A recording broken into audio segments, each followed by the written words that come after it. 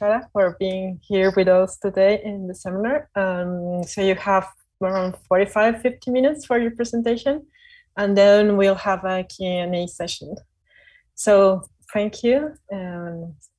Thank you so much, Teresa, sorry, for inviting me, and I'm very happy to be here today, and I hope you can understand me okay. Unfortunately, my Spanish is not good enough to hold my talk in Spanish. And I will try to speak very slowly and as clearly as I can. English is also not my mother tongue. I'm from Germany, so I hope it's all very easy.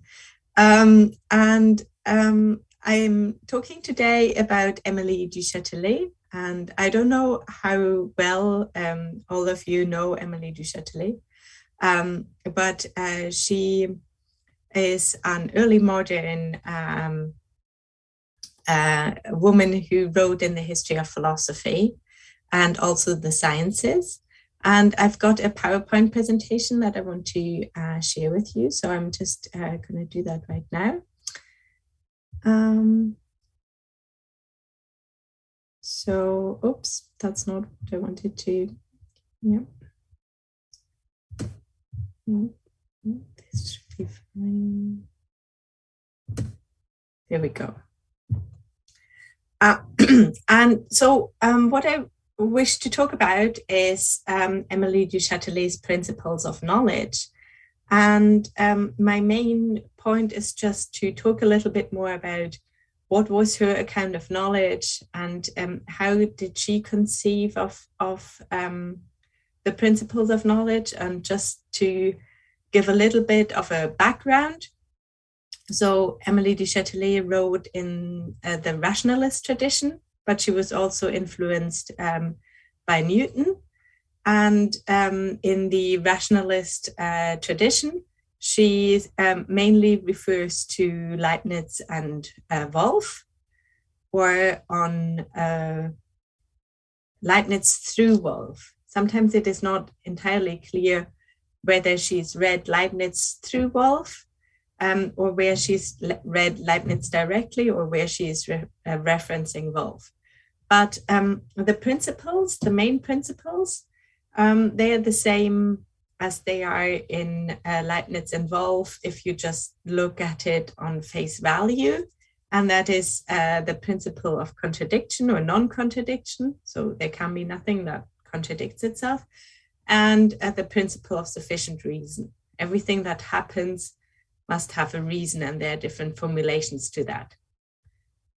But if you look at it a little bit closer, there are a lot of differences in her account of how these principles constitute knowledge than to Wolff and Leibniz. So how the whole thing works is not entirely the same. But I don't want to go too deeply into how does the kind of knowledge look like in Leibniz, and what does it look like in Wolff.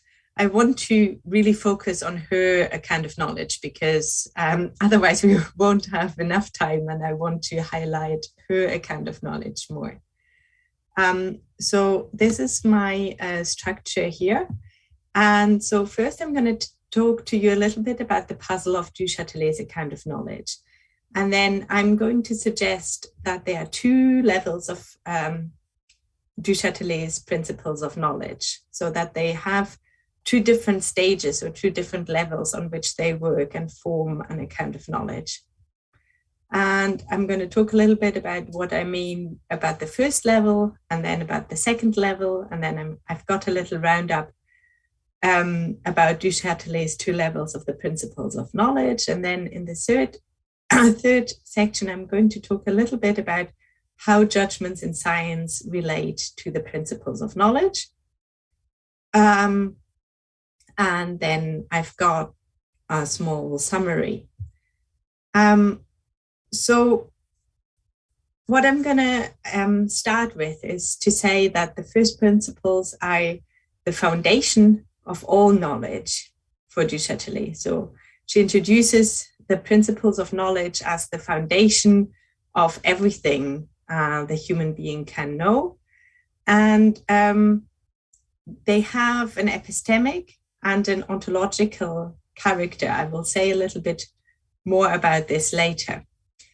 And so evidently they are at the core of an understanding of what knowledge is in du Châtelet, or to du Châtelet. But so because they sound pretty similar, the principles of knowledge, to Wolff and Leibniz, there's not really that much research actually focusing on the principles of knowledge in du Châtelet. There are a few works, but mostly people start sort of a little bit later, sort of assuming the principles of knowledge as a given. And I just want to press a little bit more on looking on those principles of knowledge and how they form an account of knowledge for her. And what I ask here is basically, what is the status of the principles of knowledge, or how do they work? I don't really go into detail on these two specific principles. I ask more like, what kind of claims go along with these principles for her? And I will argue, as I said, that there are two levels to these principles of knowledge. And so I'm going to start with a puzzle that's sort of also evident in the literature on du Châtelet. So she starts and she claims that that there is absolute knowledge, and it refers mainly to the principles. By absolute, I mean something that is self-evident, that is absolutely true, sort of unquestionable and undeniable. And du Châtelet attributes all of these things to the principles of knowledge, and she therefore also calls them an absolute knowledge. And they are the foundation of all knowledge, as I said. I quote here, "All aspects of our knowledge are born from each other and are founded on certain principles whose truth is known without even reflecting on it, because they are self-evident." And this opening statement obviously places du Châtelet in a rational tradition, which claims some form of knowledge a priori, in line with Descartes and Leibniz and Wolff, and so on. But then there are also claims, and some scholars, du Châtelet scholars really highlight this, that show really different aspect of du Châtelet's account of knowledge than the absolute and stringent makeup of knowledge one would expect with a view to the rational principles established in the opening chapters. And these scholars argue that to du Châtelet, knowledge of created beings is only ever a process, that it is never completed or principally limited to a subject's observations of phenomena in space and time and the interpretation thereof. So the emphasis here is knowledge is always a process. It's not complete. There is the subject's observations of the phenomena that play a role and that sort of limit the certainty of knowledge we can have. And what I want to show you here is that we can sort of see both things in the text. I want to start with the limited knowledge first. So she frequently emphasizes that no human being can know everything. That, I quote, "No book is so good that one might not improve it," quote, and that Huygens and Leibniz were dependent upon the teachings of Descartes and Galileo, while Newton relied on Kepler and Huygens.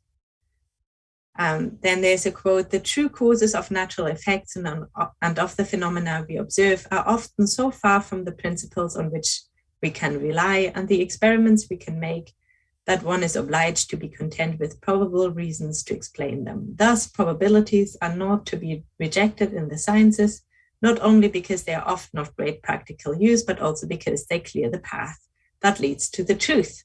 So here, the emphasis is we have to rely on probability. We can't just rely on some form of absolute knowledge.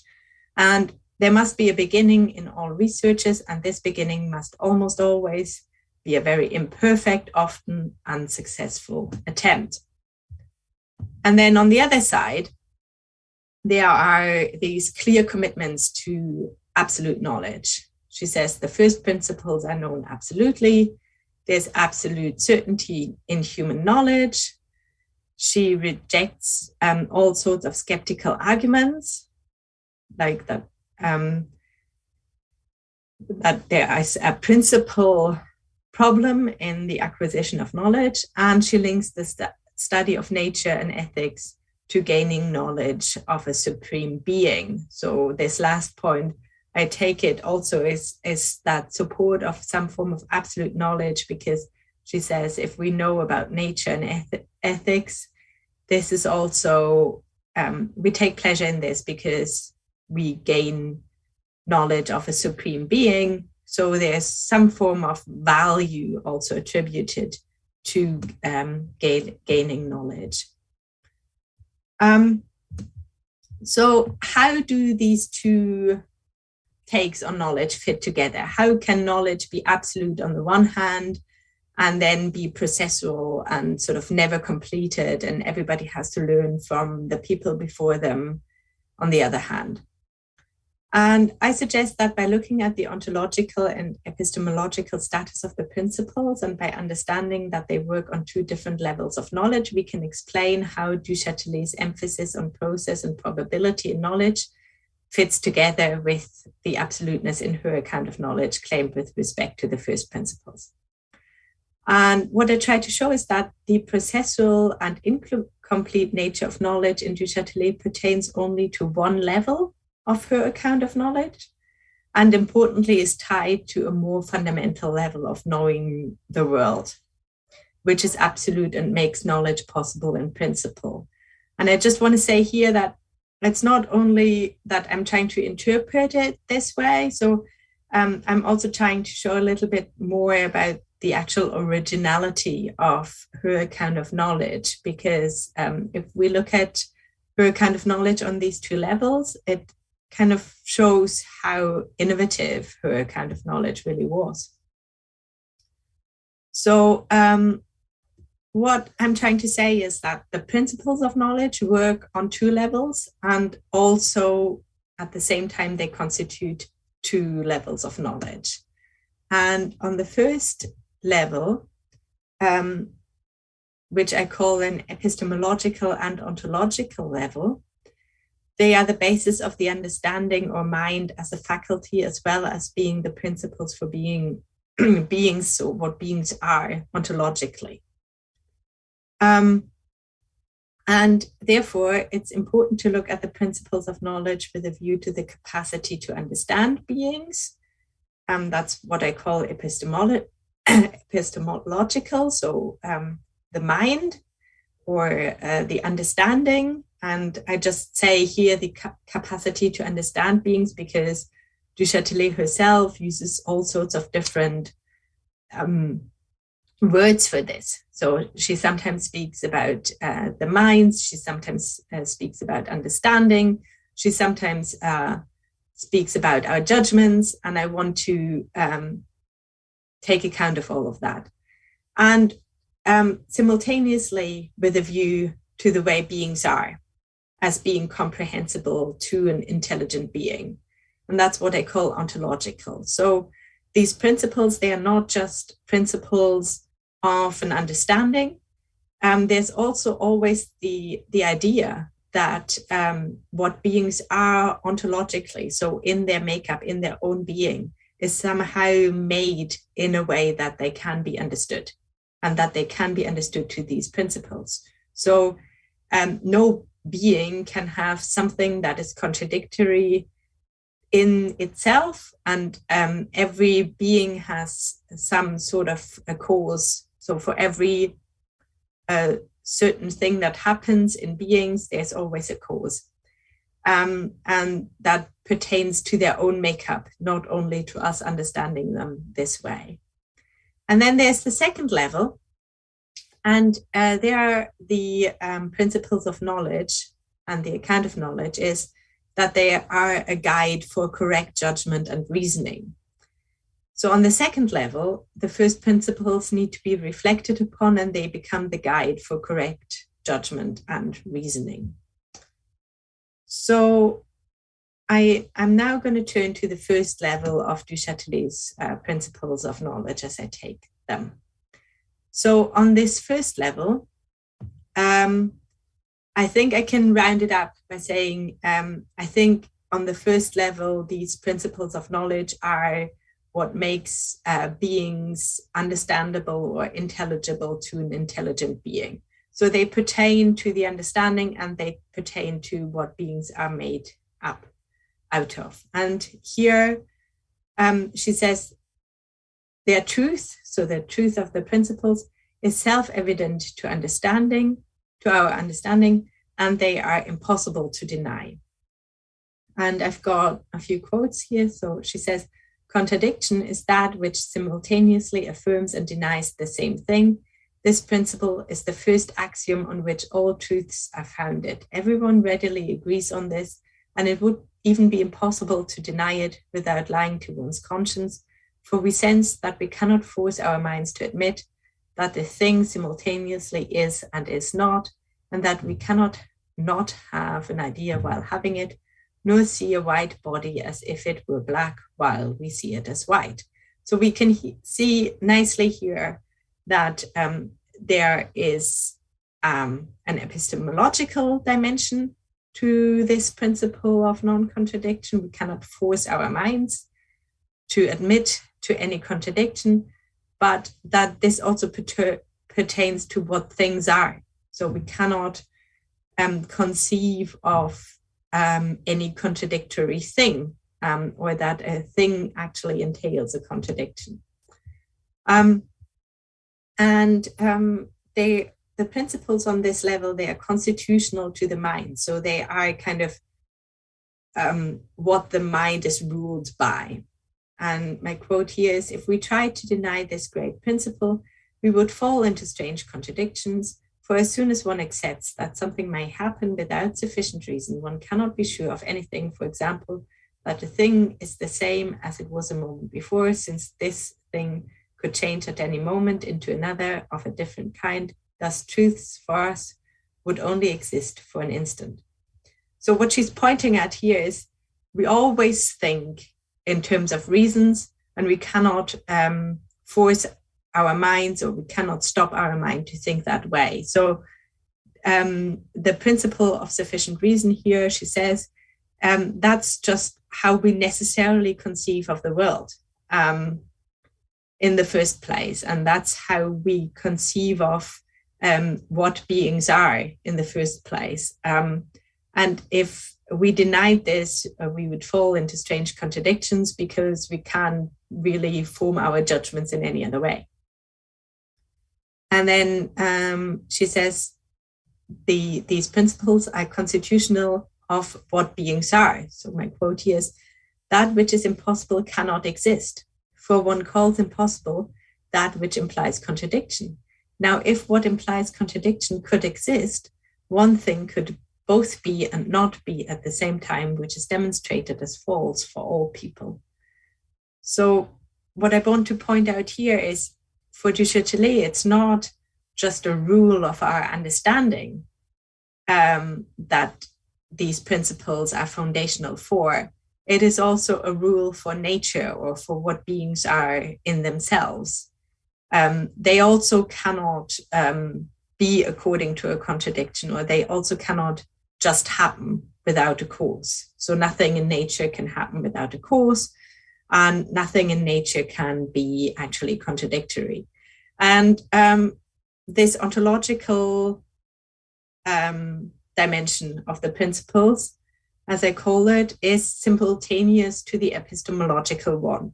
So it's not, Leibniz often, for example, claims that the principles of knowledge are innate, but what is innate is also sort of found in the outside world. But the innateness of the principles is sort of prior. But it's not the case here. The ontological and the epistemological dimension of these principles, they are sort of working on a simultaneous level. And they make the world known to us because the world is understandable and because we can understand things according to the principles the world is made up of and the mind is made up of at the same time. So these principles are intrinsic to beings and to our capacity to understand them. My quote here is, in all that exists, there must be something making it possible to understand why something that exists could exist. This is what is called sufficient reason. So all in all, I think I can say that on this first level, the principles of knowledge are principles which make beings or things intelligible to an understanding being. So they are principles according to which we understand things in the way in which they are. And both the principle of contradiction and the principle of sufficient reason are epistemic principles of the mind or of judgment, and ontological principles of what beings are. And as such, they are principles of knowledge or truths. And at this first stage, it is not necessary to reflect upon those principles in order for them to be recognized as true, since they simply constitute the way the mind has an object or a world. So it's kind of the constitution of us having a world that we can understand in the first place. And so I'm going to move on to the second level of du Châtelet's principles of knowledge. And if I just round this up, on the second level, I think this is all our reflection on this first level, where we already sort of have some things as objects. They're already non-contradictory and some in some form causal. So here she says it is necessary to reflect on the principles.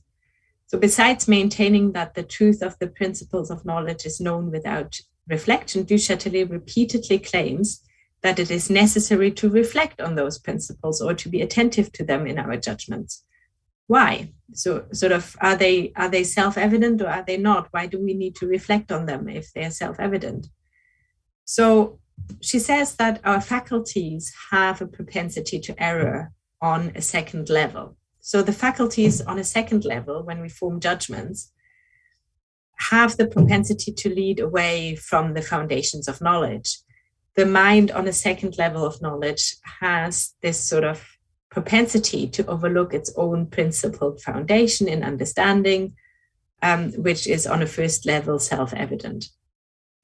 And that's also how we can sort of find error in our previous judgments, right? Because we find out that we've overlooked, for example, a contradiction, and then we're like, oh, I did not see this contradiction, so now I'm of a different opinion. I adapt my judgment according to a new aspect I have found, but it's still based on the same principle that I admit the principle of non-contradiction, and I have to go back to it. So here we have this quote about error in judgment. At first, one will believe that one understands what is meant by a triangle if one defines it as a figure enclosed between two straight lines, and one thinks that one is speaking of a regular body when speaking of a body with 9 equal sides, because one understands all of the terms that enter into these propositions. Yet it implies a contradiction to say that 2 straight lines enclose a space and make a figure. And you have seen in geometry that it is impossible for a body to have 9 sides equal and alike. So what she's saying here is, I mean, the thing with the geometry of the 9-sided figure, I leave apart for just now. But she's saying, like, we can have sort of contradictory ideas, and we believe that they don't entail a contradiction. But once we sort of look closer and we discover a contradiction, then we automatically correct our judgment or rearrange our judgment. And she says here as well, no human being can know everything. So the restrictions given through the human faculties lead du Châtelet to claim that it is impossible for any human being to know everything. So knowledge on a second level is limited per se. There are probably some truths, she says, not made to be perceived by the eyes of our mind, just as there are objects that those of our body will never perceive. So the claim here is that the human faculties, they have this principled foundation that is solid and absolute and enable us to know things in the first place and to know things at all. And we can always kind of go back to them. But on the second level, the mind and our senses as well, and the imagination, they can overlook these foundations, or they maybe don't get access to the right data to know everything about whether a certain thing entails a contradiction or not. And in this sense, our knowledge is limited on this second level. So on the second level, the principles of knowledge are the principles which must be reflected upon and be drawn on in establishing true judgments, especially with a view to the sciences. So the faculties can lead away from the principles of knowledge and lead to judgments which are not based on them. So for example, her examples, like we can first believe that two sides can make a figure and form a triangle, but they can't really. I need a third side, and I can demonstrate that in geometry. But we might not know that until we can truly discover the contradiction in the opposite opinion. And in order to establish true judgments, according to Chatelet, we have to reflect upon the principles of knowledge and demonstrate how our judgments refer to them and are in accordance with them. And it is important to note here that the second stage of reflection upon the first principles of knowledge draws on how beings are understood in the first place, and is essentially a reflective process in which we have to become aware of the principles in order to prevent our faculties from passing judgments which are not based on them and the understanding of beings. So reflection on the first principles of knowledge ensures that beings are understood in the way they are, and that our faculties do not lead us astray in bringing something into our judgment which does not adhere to knowledge and the principles thereof.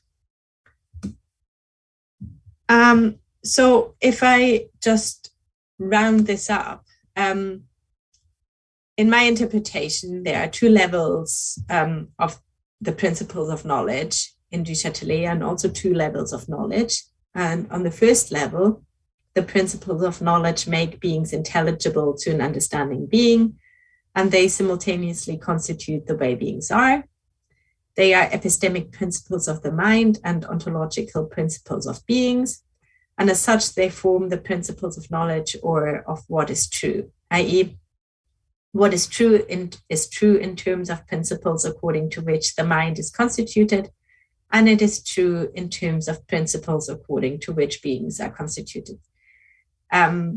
So sense perception is explicitly not excluded here. But to give you an example of how this works, it's just like if you say the triangle is not round, and you say, why? Oh, because I can prove to you that it has corners here. Well, can it not be round anyway? And you say, no, the corners and the roundness is a contradiction. Well, but why can it not just be contradictory? You are like at the end of the conversation, like nothing. We always argue in the way of something not being contradictory. And when we have proven that the opposite party has a statement that is contradictory, it is like we have won the dispute or the argument, right? So the non-contradiction here is the premise on which the judgments are built, and the premise for us understanding all of these things.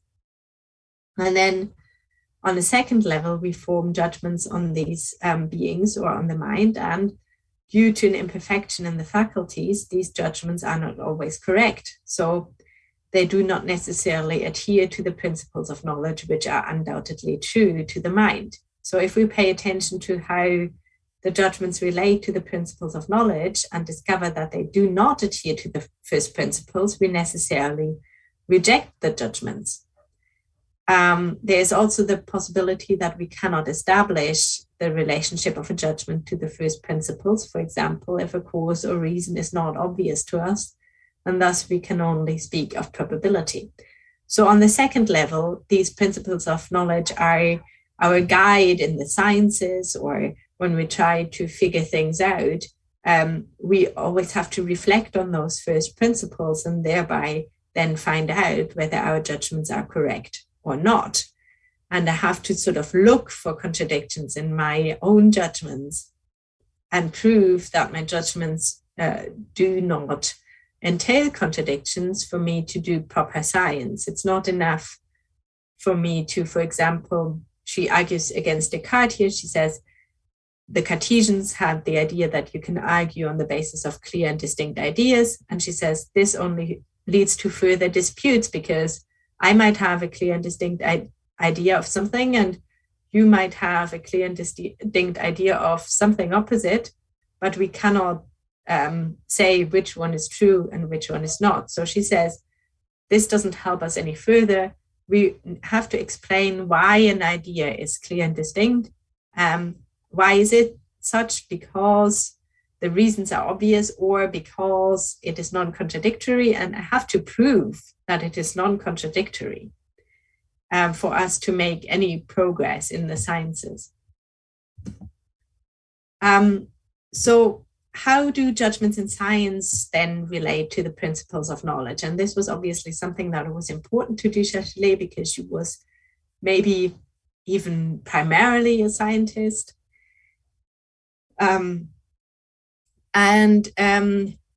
We have here two different settings for the principle of contradiction and for the principle of sufficient reason. So let's look at the principle of contradiction first. So she says, truth in science is established by demonstrating that the determinations of a being or an idea do not entail a contradiction. So we already know from the first principles that it is absolutely true that for du Châtelet, that beings cannot entail a contradiction, and that a true judgment cannot entail a contradiction. But of course, we still can pass in contradictory judgments, or say that there is a being, like some form of idea is a being to her as well, that is actually de facto contradictory. So what we have to do is we have to demonstrate that there is no contradiction in our statements. And if we want to prove somebody wrong, we have to prove that there is a contradiction in their statements.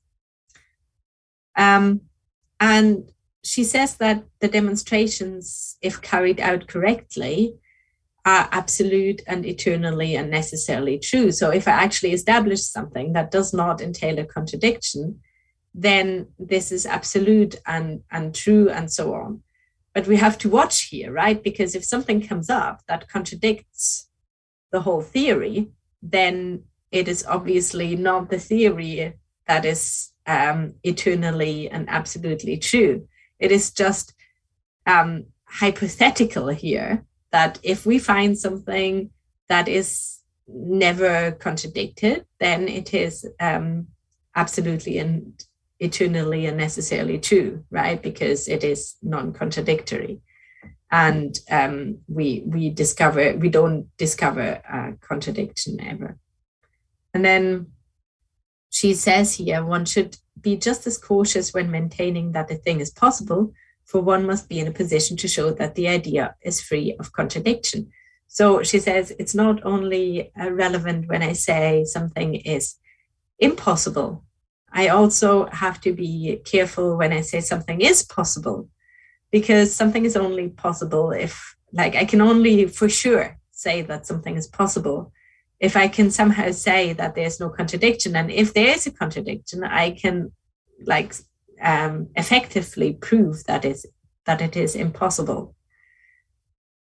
And du Châtelet makes clear that to the human mind, it is possible to overlook contradictions, for example, in the case of a large number of conclusions, or when the imagination is a distraction. Thus, it is a requirement for the scientist to pay attention to the principle which ultimately determines whether his or her judgment is correct or not.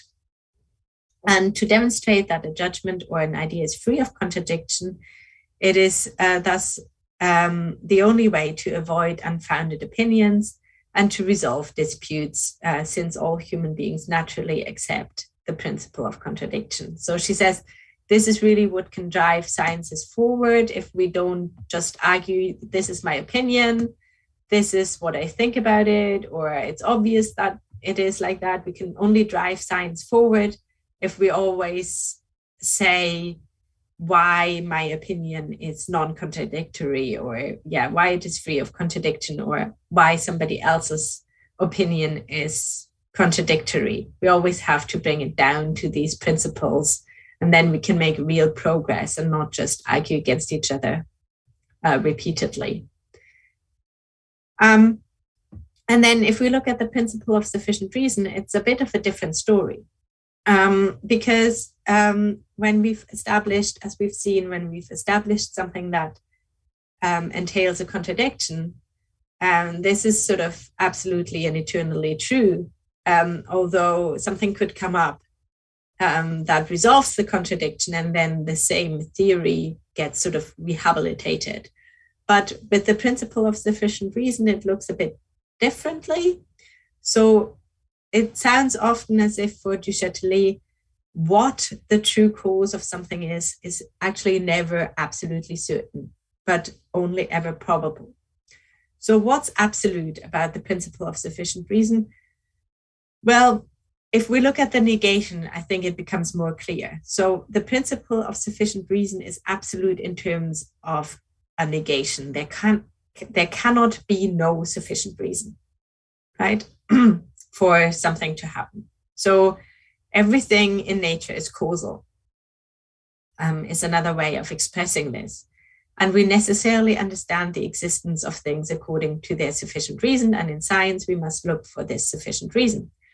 So if I can give you an example, if I've left my room in order, and I come back and it's in total disarray, I might not know what has caused this. So it might have been a wild animal, or it might have been a robber, and I might never know in absolute certainty whether this person who got arrested for robbing my jewels and bringing my flat into disarray actually did this or not. It could always have been somebody different. It's just a matter of finding a lot of proofs and have a certain degree of probability for establishing my judgment. But I can know with absolute certainty that there must be some sort of cause, right? It cannot just have happened without any cause. So the absoluteness here is there has to be a sufficient reason for things to happen. Something must have caused the disarray. What that is then a matter of probability. That is only ever a matter of degree. But it's also important. So what she says here, what that sufficient reason actually is, for example, whether the moon's gravitation is the reason for a high and a low tide, is in itself subject to probability and degree. So we have all these hints that lead us to this conclusion that this is the actual cause for this effect. But we only have a probability here that this is actually the case. But we know with absolute certainty that there has to be some form of cause for the effect of the tide, for example. And it's important to say here that du Châtelet is not negative about this search for probability. So we have in a lot of early modern rationalists the tendency to say whenever something's only probable or only subject to degree, it's sort of devalued. It's not like that for du Châtelet. She says that the search for probability is actually what, for example, scientists in physics do. And this is how all the natural sciences progress. And it's the only way they can progress. So if I come to my summary here, of du Châtelet's account of knowledge on the basis of the ontological and epistemic role of her two principles, I've claimed that they work on two different levels. There's a clear distinction between the immediate knowledge of the principles and the knowledge which is derived with respect to them. So while the principles of knowledge themselves are true without reflection on them, all other knowledge that is gained has to be established by reflecting on the principles of knowledge and figuring out how these judgments can relate to the principles. And there's this distinction how the principle of contradiction relates to the first principles, and the principle of sufficient reason relates to the first principles. So just to sum this up a little bit, firstly, with a view to scholarship. So I think that du Châtelet's view on knowledge being a process and necessarily incomplete only relates to, one, the question of what a sufficient reason for a phenomenon is, and two, the imperfect character of the human faculties when it comes to relating judgments to the first principles. So it only relates to this second level. But it has to be highlighted that knowledge in terms of the principles themselves is to du Châtelet absolute, and that there's also a certain certainty and guidelines to knowledge because of this absolute foundation of knowledge. And on the basis of the first principles, eternal and necessarily knowledge is in principle possible, with a view to the principle of contradiction and the impossibility of the lack of sufficient reason. So a proper demonstration is absolutely and eternally true. The question is only whether the demonstration is done properly or not. And lastly, it must not be forgotten that in defending hypotheses, du Châtelet endorses the search for probable truth in the science of physics, i.e. the search for what a sufficient reason for phenomena is. Probability in terms of the study of nature is not devalued in comparison to the necessity we can speak of in, for example, geometry by du Châtelet. Probability is simply something the study of nature in terms of the search for what sufficient reason for phenomena is has to operate with. So that's just the epistemic nature of these sciences. With a view to the rationalist tradition, I want to highlight a couple of things. So she can certainly be said to be a rationalist in the sense of her principles of knowledge being absolute and self-evident, and in a way a priori. So we just know of them through self-reflection in our judgments, but they are not gained through some form of experiential data per se. The principles of knowledge belong to the mind and to being simultaneously, and that's different in Leibniz and Wolff. So in Leibniz and Wolff, they are principles that are first principles of the mind, or of truths, and then only secondarily principles of the external world or of experience. So she's much closer to her, to maybe the moderns than the early moderns here. The principles of knowledge are thus not exclusively or primarily innate. And they are primarily innate for Leibniz and Wolff. And the principles of knowledge are not primarily philosophical or theoretical. So Wolff sometimes calls the principles philosophical principles. She never says that. She says, like for her, the principle explains how the human mind understands nature and how nature is principally constituted in this understandable way.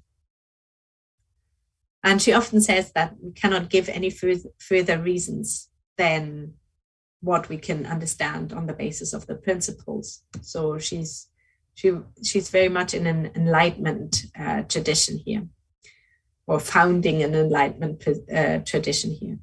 And there's a differentiation between knowledge in the sense of how we know the world in the first place and judgments in science. So we have this first level that explains how do we have a world, how do we know of all these things that we can have in the first place. And then there's a second level of knowledge, which I often also refer to like knowledge in science. And there we have to analyze and reflect on the first principles to establish whether our judgments are true or false. I'm at the end here. Thank you so much for listening. Thank you very much, Clara, for this wonderful talk. And now we have time for some questions. So if you have a question, you can raise your hand.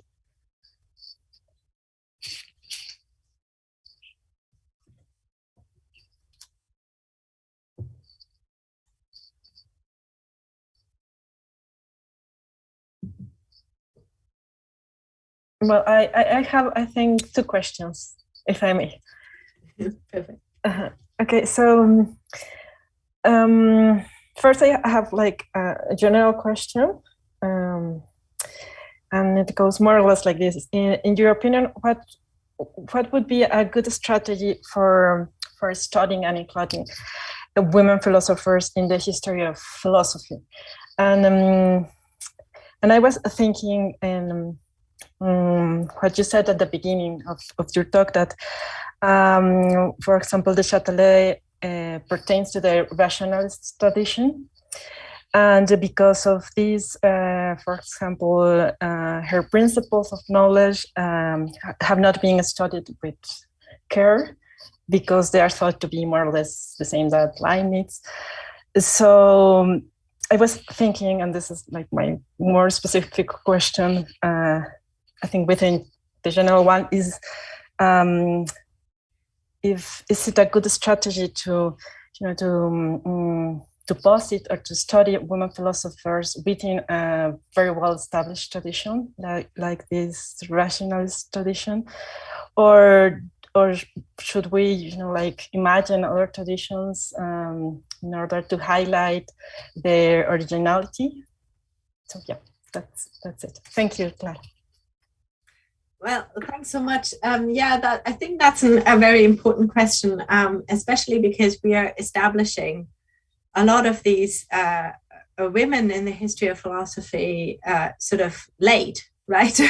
So while there have for a long time been Leibnizians and Wolffians, and they've founded a whole tradition, and that's sort of gone on into the history, we only sort of rediscover these women sort of late. And then often their contributions have also gone into the history of philosophy sort of unseen. So now we are finding all of these articles in the Encyclopédie by d'Alembert and Diderot with texts from du Châtelet, but without her name. And it was one of the most famous lexica in that century. So we also have to be aware that a lot of these women's ideas have gone into what we know today, but we don't know that it stems from this author. So I think there are three things we have to do, and we have to do simultaneously, and we have to have our eyes on. So I think first, we need to really read these works in their own right. So we have to not only, for example, I think sometimes there's a problem if you start reading it and you say, oh, I know the principle of contradiction, and oh, this sounds very similar in Wolff. This is just the same. But we have to be very attentive not to do this in the first place, but to read the entire work and what its aim is, what its content is, how it all fits together, what the concepts are in detail. And I think we kind of have to do this first.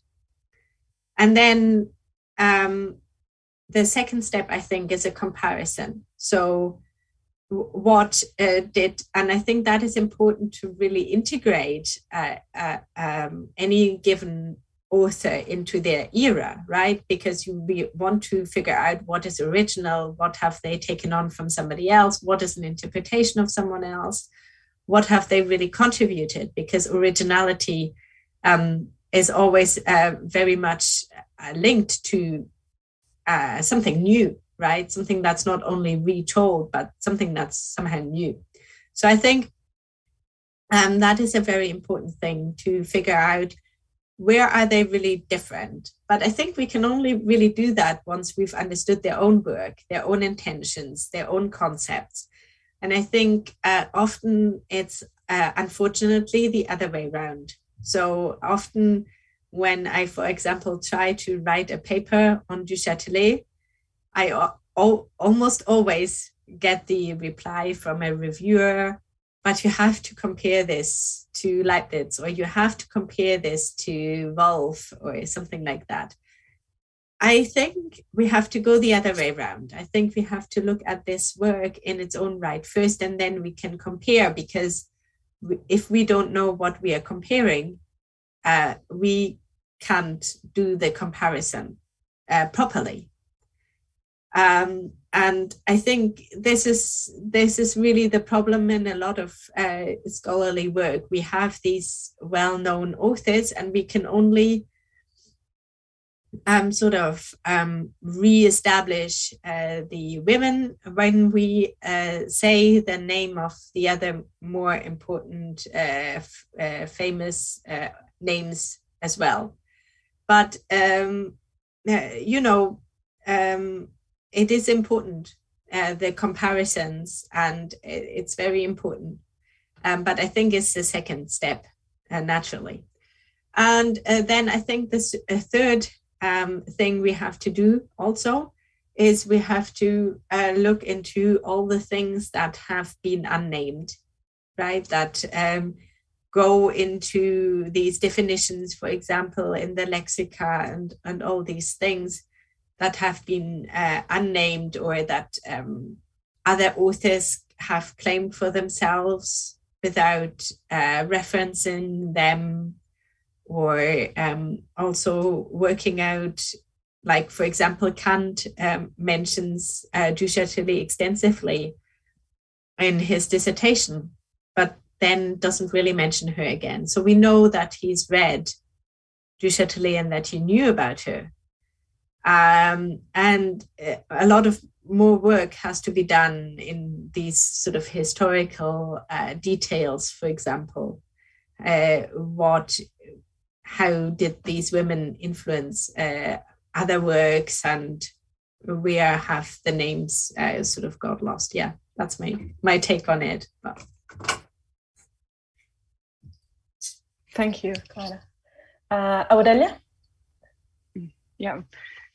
Thank you very much, Clara, for your wonderful talk. For me, it was very enlightening, especially because I've only known of Madame de Châtelet through other people's work.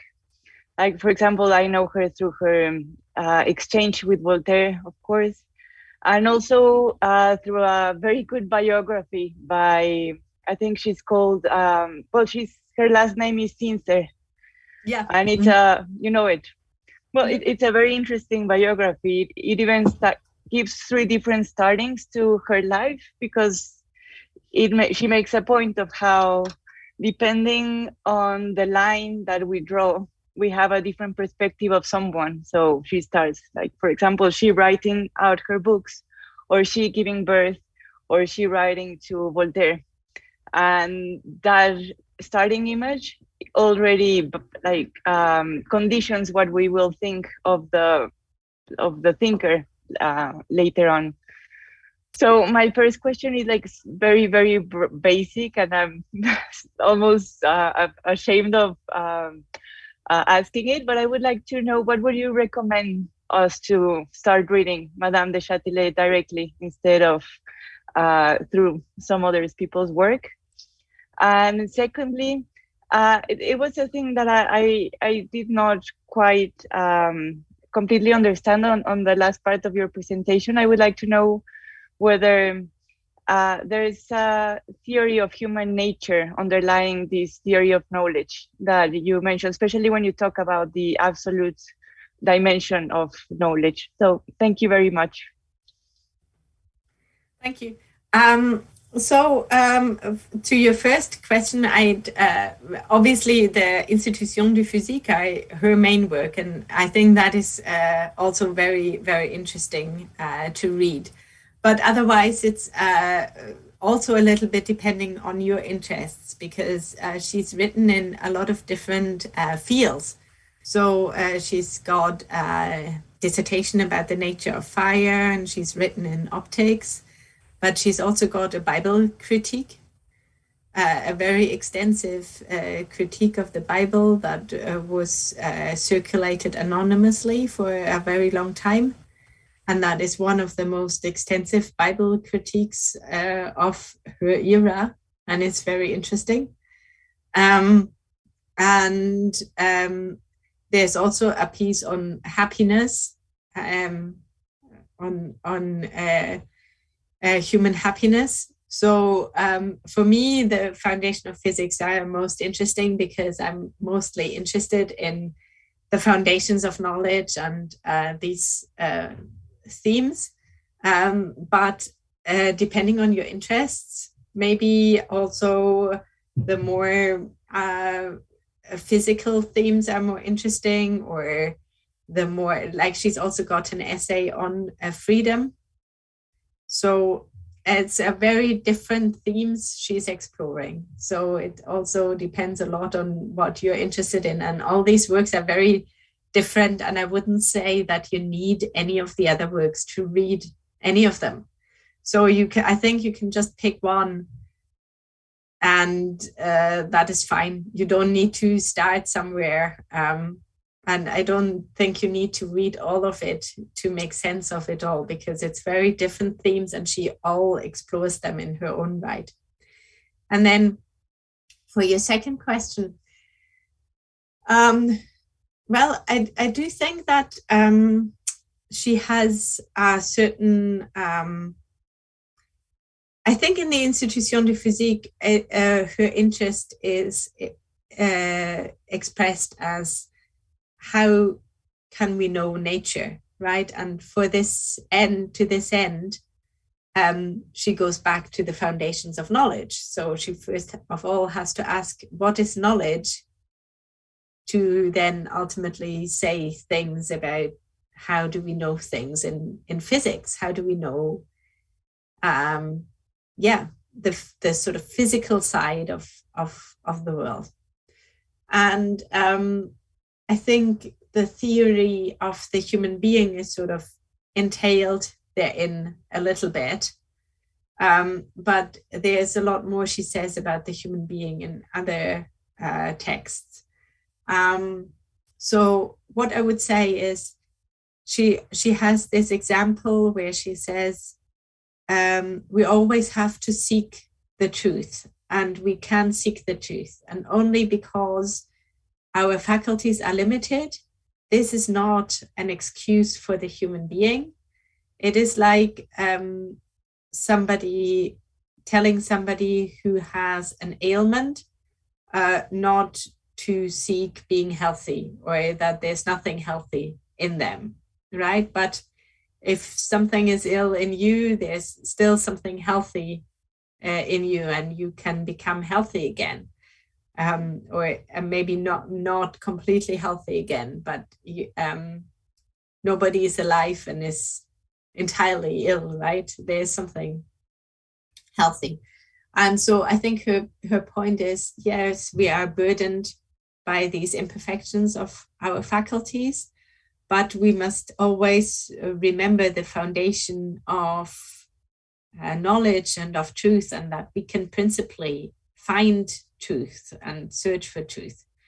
So I think that is sort of her take on how a human being should confront this take on knowledge. But there are a lot more things she says about the human being, for example, in the freedom essay and in the happiness book, a lot more than in the Institution de Physique. I hope I answered your question a little bit. You did. Thank you very much. Yeah, and because you asked me in terms of the last bit of the presentation as well. So I think for her, the concept of God is sort of after what we can know epistemically. So on the one hand, it sounds as if God is at the bottom of everything, or the foundation of everything. But this is only what we discover through our reason, right? So we cannot access any of this without our reason. So this going back to what we can understand is very important also in terms of God. So she says, for example, that also God cannot change the essences of things, because everything that is, he cannot make something possible that was impossible, or God cannot make something impossible that is possible. These sorts of things, she says. So there's a precedence in a way of the principles to a belief in God, or something like that. Okay, thank you very much. Abraham? Hi, hello. Thanks a lot, Clara, for your talk. There's something you mentioned about everything having a cause, and that kind of makes me almost naturally think of Aristotelian views of everything being caused except one thing. And I was wondering how in this system, if I understood correctly, that everything has a cause, how do you deal with these kind of ideas of the cause that is not caused, or these kind of basic principles of rationality where everything starts from? So I couldn't really follow through exactly how the metaphysics of everything having a cause works. And I just wanted to clarify that. Thanks a lot. So, yeah, it's a bit of a tricky question. So the principle of sufficient reason for du Châtelet is always, when she proves it, it always pertains to certain things in nature. And she says, sort of everything in nature, every effect in nature has a cause, right? But she also, similarly to Leibniz and Wolff, also then, for example, in her proof that time and space cannot be absolute beings, she says, for example, that this cannot be the case because if space and time were absolute, God would have created the world in sort of an arbitrary space and time, and that's not possible. So she sort of extends the principle of sufficient reason, also like the other rationalists before her, to sort of a realm beyond nature, something that Kant would then later disprove, right? He'd say, we can only attribute causality to the realm of possible experience. So anything that's at the end of the day essential. And the early modern rationalists all didn't have this idea. So they all didn't prove their principles in this sort of critical way. But it's interesting because when she proves the principle of sufficient reason, she doesn't prove it in the way Wolff and Leibniz often do, in terms of just these sort of theological arguments, but her proofs are much more linked to our understanding of nature, somewhere where in Kant as well, the principle of causality would hold, like, or the category of causality would hold as the foundation of our experience. Yeah, so it seems to be more important for her there, that everything in nature, like every phenomenon we can access has a cause. And then, yeah, I think God is also the ultimate cause and doesn't have a further cause. So there's no causality attributed to God. And she ultimately says that we cannot understand how this works. Like, this is just an idea sort of but we don't know why the principle of sufficient reason doesn't hold there. So for my purposes, these are all very complicated points, especially because I'm more Kantian in this way. So I don't really go with the early modern rationalists with their proofs for these principles pertaining to something supernatural.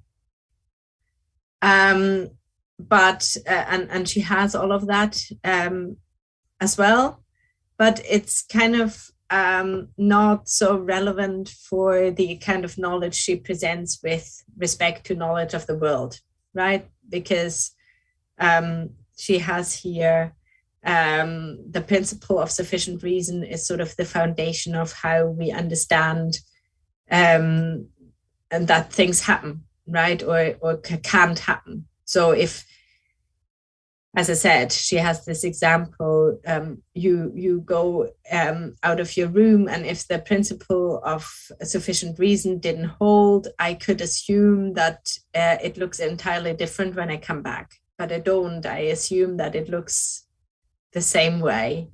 And if something happened, I think that there's a cause necessarily. So in this realm of our recognition of nature, when it doesn't go to like proofs of the concept of freedom or the beginning of the world or God, then we are sort of in a non-problematic realm. I hope. Yeah, and so the idea would be that God is not part of nature, right? Because it goes beyond and it's kind of in a different realm. But then, since so much depends on her idea of God, what does she have in mind by God? Is it beyond time? I mean, is it before time? Like, what is the metaphysics of her notion of God if so many things rely on that? Yeah, I don't think that much relies actually on it. I think the whole conception of knowledge works in a way without God. There are a few intentions, she says, for even trying to understand nature is sort of trying to understand something that is supreme. But we can strip the whole investigation of this intention and it still sort of makes sense. So the whole conception of how we come to understand the world doesn't really rely on the concept of God at all. But yeah, and so we can kind of look at this whole God theme a little bit separately as well.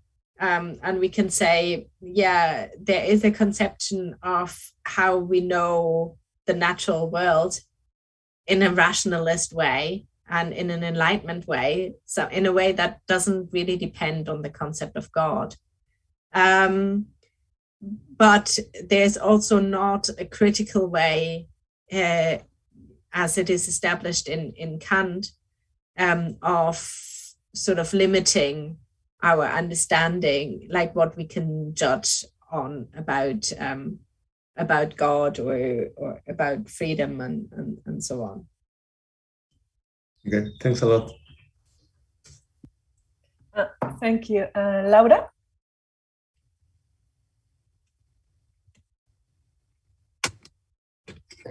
Well, you can now hear me. Do you think that really the principle of sufficient reason in Madame de Châtelet is near hypothesis? Because I have the impression that you go in that way.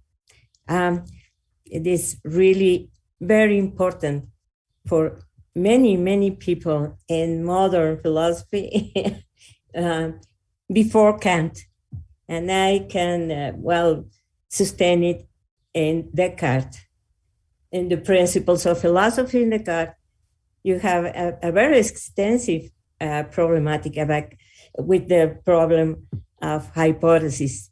And this is the very, very important because you have made it clear that they are studying nature of course, and that is the philosophy of nature that they all the time are making many efforts to explain. So it is interesting that it's not only the principle of identity, but the principle of sufficient reason has really a very important how to say it, specific role to understand the way in which a science development is present. So I just want to know what do you think about hypothesis in Madame de Châtelet? Yeah, so thank you so much for this question. Du Châtelet has a very extensive theory of hypotheses and how they should be used. And so the principle of sufficient reason is not in itself a hypothesis on the first level, because it is self-evident and absolutely true to her that everything in nature has a cause, right? But as soon as we move on to the sciences, and we try to establish actual sufficient reasons, so we actually now establish what is the reason for this and that. Then we work with hypotheses. And Du Châtelet says that a hypothesis always must take care that it does not assume that there is no sufficient reason. So she says there are some hypotheses that just sort of have a thesis without a cause, or just a deeper explanation, right? Something you might call like an analytic judgment. And she says a hypothesis must not be of this kind. A hypothesis must always give a reason, right? And she says, for example, that the vegetative souls are not, they don't give a reason for why things what they are, and therefore they must be dismissed as a hypothesis. And then we also have to take care that whatever hypotheses we establish, that they do not entail contradiction.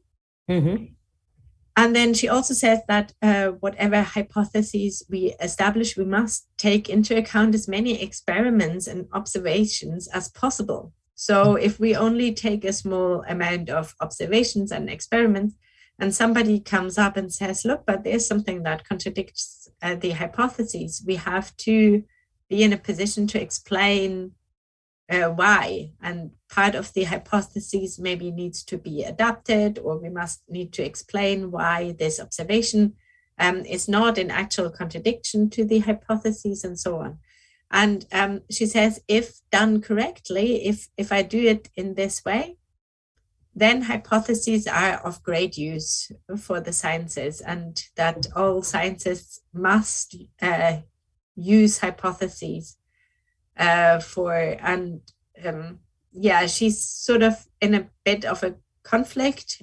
She says with Newton, she says about Newton, maybe this great mind did not need hypotheses, but we mortals, we do, right? that's the point. And he says that he never will don't have made some hypotheses, but he needed. And it's a bit ironic the way she says it. So it's not clear. Some scholars say, yeah, she actually thought that he did not need hypotheses, but others say like, oh, it's a bit ironic. She's saying maybe he also established things on the basis of hypotheses. But it's really important to her that hypotheses are guided by these principles of knowledge, and but that they are of great use for the sciences. And as I said before, like probability is nothing bad for her. It's just the epistemic situation of the natural sciences. And so if we deal with philosophy, she says, it is only about, or metaphysics, it is only about the certainty of what we know. And she has this famous quote of metaphysics is all about what everybody knows or what nobody ever will know, right? So what everybody knows, because we all know of the principle of contradiction and the principle of sufficient reason intuitively, like even children do, because if you present them to them that their statements entail a contradiction, and they might not like it, or they might not come to the right conclusion, but they still get angry about the contradiction in their judgment. So they still recognize a problem there. And the same with the principle of sufficient reason. So as soon as our judgment somehow develops, we always assume a reason for everything that changes. But as soon as we get to this second level of judgments, we have to really make sure that our judgments are restricted by these principles. And she says for hypotheses, they can be really harmful if we don't do this properly. And in this way, physics and also the other natural sciences, they just have to deal with this epistemic realm of dealing with probability. Probability, yes. Mm-hmm. She says, like, we can pass a judgment for certain, for true, if the probability is so high that we can consciously say that it is certain. And it's a bit like an appel to the moral value of the scientists. Like, you must really be sure yourself that you have taken into account all sorts of probabilities and maybe counter arguments, and to be of a clear conscience to present something as being the most probable solution. And I think there's also a note in there that a lot of people don't actually do science like that. They just try to present their opinion and only present the things that speak for them, for their thesis, and not take into account the things that speak against their thesis and so on. Nevertheless, hypothesis non-fingo. Thanks a lot, Clara. Thank you. Thank you very much. Interesting questions. Yeah, I don't know if we have more questions. I have another question. Sorry. Yeah. It's kind of related to Aurelia's question, and I was thinking, what do you think about intellectual biographies? If these biographies should or could be important for the recovery of women philosophers? Well, I think they certainly have been. I think the sort of feminist movement in the 1980s was a big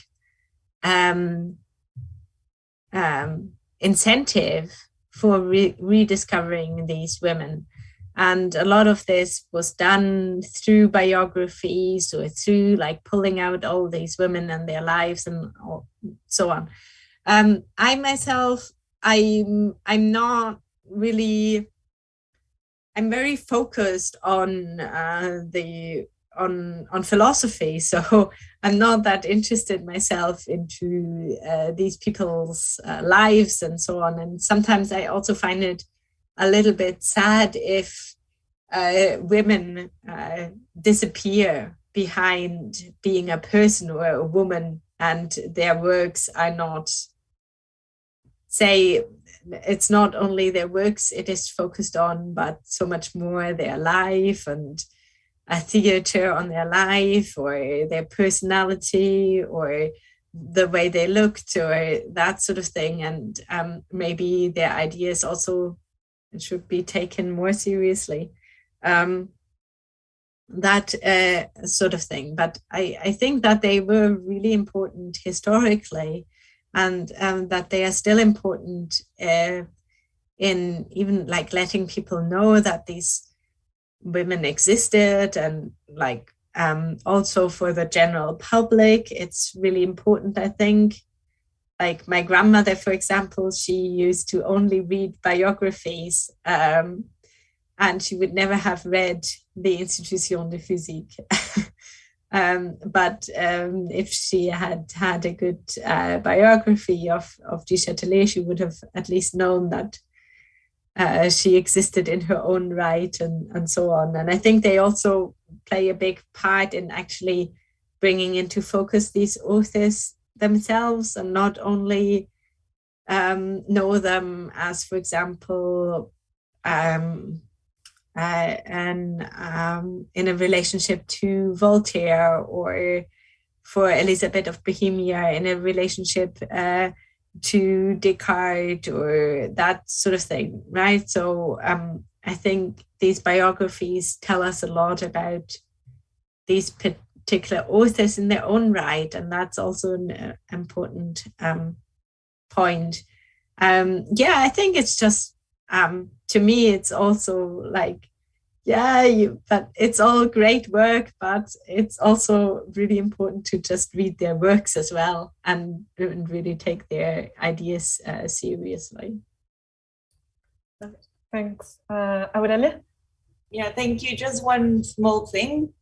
Now that you were talking about probabilities, I was wondering whether we can find some thoughts in Madame de Châtelet's work concerning historical knowledge and what was like her stance about it. Yeah, so she repeatedly says that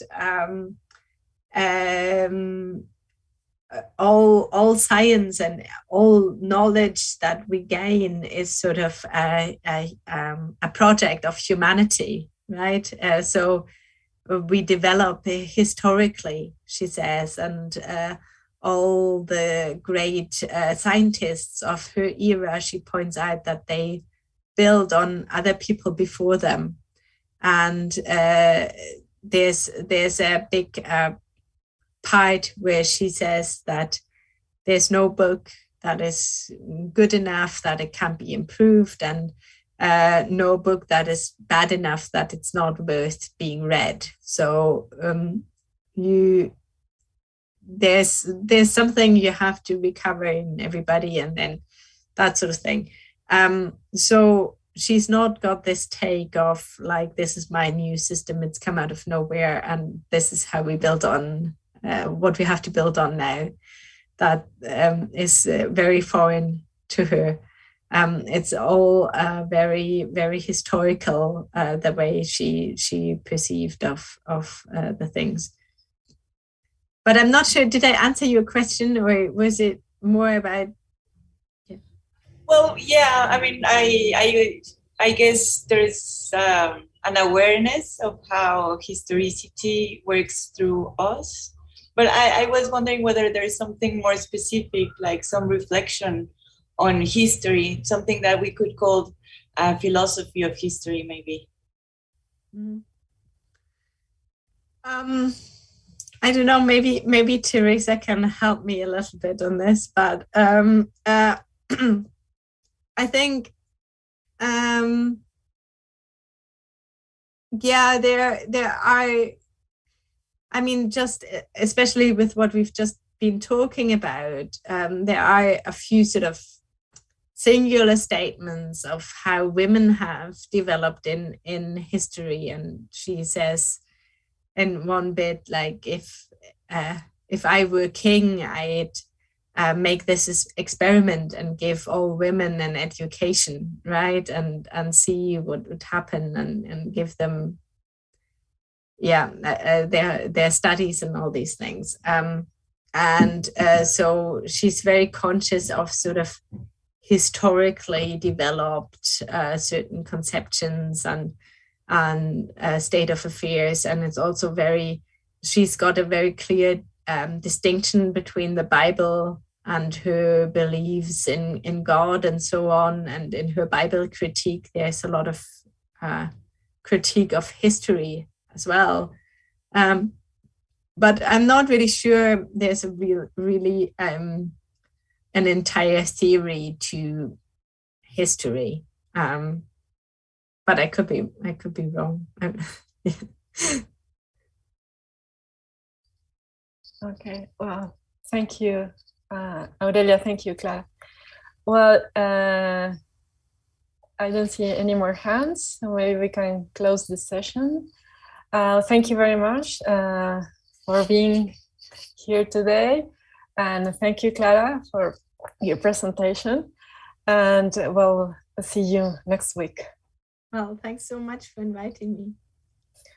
And thank you so much for your very interesting questions. Thank you so much.